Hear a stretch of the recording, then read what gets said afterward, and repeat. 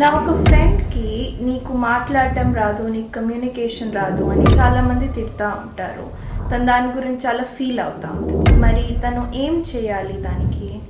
Okay, so మీ ఫ్రెండ్ని వేరే వాళ్ళు నీకు కమ్యూనికేషన్ రాదు, నువ్వు మాట్లాడద్దు అని అంటున్నారు. అంటే ఇది ఒక రకంగా లేబులింగ్ అన్నమాట. తను ఎలా మాట్లాడుతుందా అనేది కాకుండా ఎదుటి వాళ్ళు తన మీద ఎక్స్పెక్టేషన్స్ పెట్టుకొని ఉండుంటారు.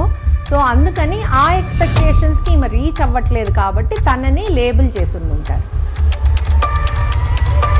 సో దీని గురించి మీ ఫ్రెండ్ ఏం చేయాలంటే ఫస్ట్ తన మైండ్లో ఇది తీసేసేయాలి. ఎవరన్నా వేరే వాళ్ళు తనని ఏదన్నా లేబుల్ చేసినా, నీకు రాదు మాట్లాడడం, నీకు చేత కాదు మాట్లాడడం, నువ్వు ఊరుకో మాట్లాడద్దు అంటే ఇది తన తప్పు కాదు, వేరే వాళ్ళు చూసే దృష్టి తప్పు అనమాట.